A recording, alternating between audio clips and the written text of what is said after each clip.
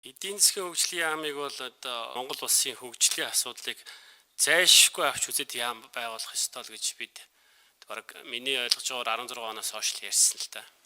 Тэгээ би нэг юм 3 хүрээнд энэ яам бас заавал энэ 3 хүрээнд ажиллах ёстой маа ядаж гэж одоо ойлгож байгаа. Бид салбар хоорондын бодлогын нэгтгэл байдлыг хангах. Нэгдүгээрт. Хоёрдугаарт нэгдүгээр бодлого орон нутаг бүсийн бүх төвшөнд хүргэж хэрэгжүүлэх. За гуравдугаар төсөл санхүүгийн асуудлыг урт тоон хугацаанд хэрэгжүүлэх гэсэн ийм 3 зүйл дээр энэ яам бас төвлөрч ажиллах ёстой гэж үзэж байгаа юм. Тэгэхээр яг өнөөдрийн өргөн барьцнаараа бол энэ 3 асуудал бол маш ядмаг байгаа юм л да. Агентлагийнхаа асуудлыг л яам байгуулж байгаа хэлбэрээр оруулсан агентлагийн эрх үүрэг өнөөдрийн одоо үндэсний хөгжлийн газар. Тэгээд энийг бол одоо Нямдар сайдын ярианаас сонсоход бол хилцүүлгийн явцад их хурл эрх мэдлийнхаа өрөөнд засаад сайжруулах явчих боломжтой гэж хариулж байна. Одоо би бол энэ бас зүг байхаа гэж бодож байна. Ядаж яам байгуулах гэж орж ирж байгаа нь сайшаалтай байна. Дэмжиж байна.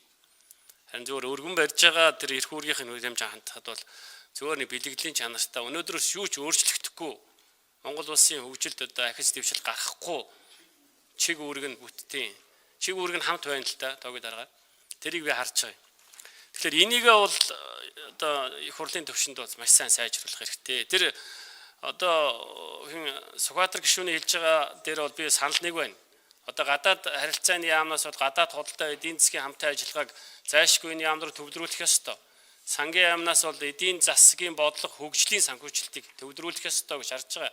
Уул уурхай яамнаас хүнд үйлдвэр, хөнгөн үйлдвэр нөгөө хүнсүүд аж ахуйн яамнаас жижиг дунд үйлдвэрлэлийн газар, үндэсний хөгжлийн газар, хөгжлийн бодлого төлөвлөлт, төрийн худалдаа агуулт, тэр үтхийл хөгжлийн банк, төрийн банк, үндэсний давхар даатгалын газруудыг нэгтгэж энэ газар өөрөө маш хүчтэй бидний хүсэж байгаа ийм газар болж чаднаа.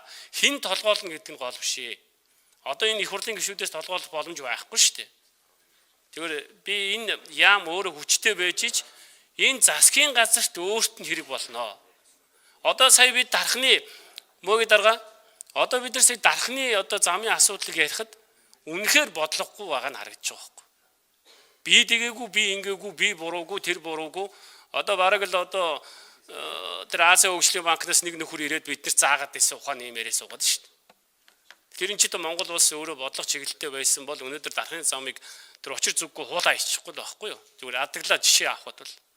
Тэгэхээр экспортод одоо гаргаж байгаа үйлдвэр байгууллагыг үйл одоо хаана байгуулах юм? Хэдийн экспорт нь гаргах юм? Хэдийн дотооддоо зарцуулах юм?